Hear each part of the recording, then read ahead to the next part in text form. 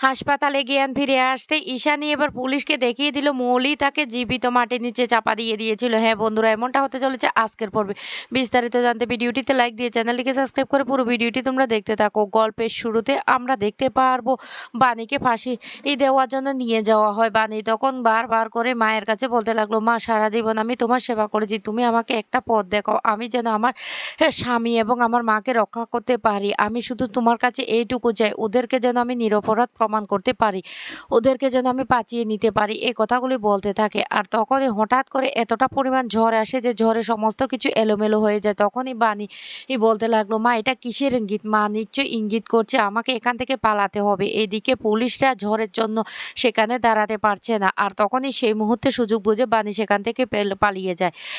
আর তখন পুলিশরা বলতে লাগলো, কয়েদি পালিয়ে যাচ্ছে, কিন্তু বাণীকে ওরা ধরতে পারেনি। অন্যদিকে দেখা যায় এই বাড়িতে বিদ্যুৎ আর কুয়াশা খুব নাচ করতে থাকে, আনন্দ করতে থাকে। আর তখনই সেই মুহূর্তে বাণী চলে আসে বিদ্যুতের বাড়িতে। আর সেখানে এসে একটা মা কালীর খড়গ হাতে নিয়ে বিদ্যুতের গলায় ধরে বলতে লাগলো, এই এখনো বল মিস্টার চ্যাটার্জি কোথায় আছে? মিস্টার চ্যাটার্জিকে তোরা কোথায় আটকে রেখেছিস? কিন্তু বিদ্যুৎ কিছুতে বলতে চায় না। বাণী তখন বলতে লাগলো, আজকে আমি তোর গলা এখানে কেটে রেখে দেব, সত্যিটা এখনো সময় আছে বল, না হলে আমার থেকে খারাপ আর কেউ হবে না। তখন ভয় পেয়ে যায় সে বিদ্যুৎ তখন বলতে লাগলো, বলছি বানি তুই আমাকে ছেড়ে দে। কুয়াশা তখন বলতে লাগলো, এই বানি লেগে যাবে বলছি। বানি তখন বলতে লাগলো, এখনো সময় আছে, তাড়াতাড়ি বলে ফেল, না হলে কিন্তু আমি আজকে তোকে কেটেই ফেলবো, দু টুকরো করে ফেলবো। তখনই বিদ্যুৎ ভয় পেয়ে বলে দেয় যে অনিরুদ্রকে কোথায় আটকে রেখেছে। বানি তখন রাস্তা দিয়ে ছুটতে থাকে। অন্যদিকে দেখা যায় অনিরুদ্রকে আর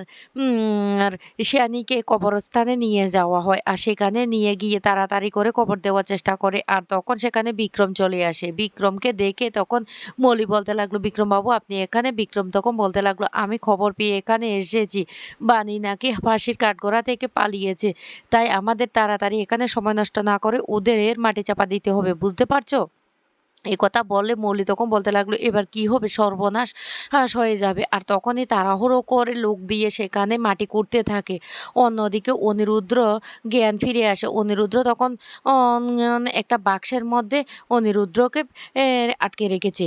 আর অনিরুদ্র তখনই বলতে লাগলো, কে আছো, কেউ আছো, বানি আমাকে বাঁচাই বলে চিৎকার করতে থাকে। তখন ভয় পেয়ে যায় নয়নতারা দেবী তখন বলতে লাগলো, কি ব্যাপার? ভূতে আওয়াজ শুনতে পেলাম নাকি? তখনই বিক্রম বলতে লাগলো, আরে ভূতের আওয়াজ না, অনিরুদ্র জ্ঞান ফিরে এসেছে। তখন মৌলি ভয় পেয়ে বলতে লাগলো, ও সর্বনাশ, অনিরুদ্র জ্ঞান ফিরে এসেছে, এবার আমরা কি করব? তখন নয়নতারা দেবী বলতে লাগলো, তোরা কিভাবে অজ্ঞান করেছিস? এভাবে একটা মানুষের জ্ঞান কি করে ফিরে আসে?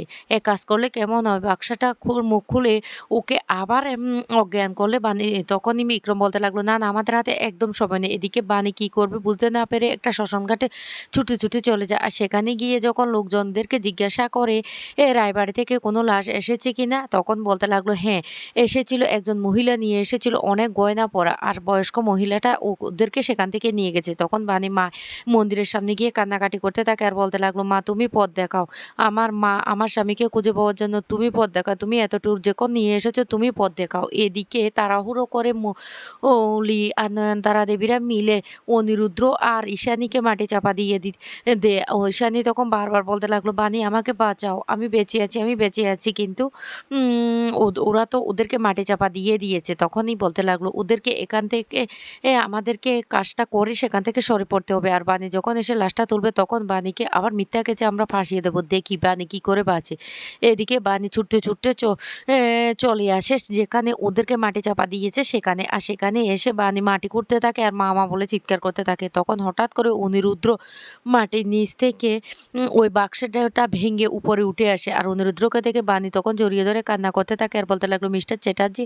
অনিরুদ্র তখন বলতে লাগলো, আমি এখানে কি করে এলাম? বানি তখন বলতে লাগলো, দেখুন মিস্টার চ্যাটার্জি আপনাকে মাটি চাপা দিয়েছে। তখন অনিরুদ্র বলতে লাগলো, তার মানে মাসিমণিকে তো এখানে ওরা মাটি চাপা দিয়ে দিয়েছে। এই বলে দুজন মিলে ঈশানীকে মাটি করে যখন বের করে তখন মৌলি পুলিশ নিয়ে সেখানে হাজির হয় আর বলতে লাগলো, দেখুন লাশটা সরিয়ে ফেলার চেষ্টা করছে। আর তখনই অনিরুদ্র বলতে লাগলো, কি বলছো মৌলি, কি বলছো?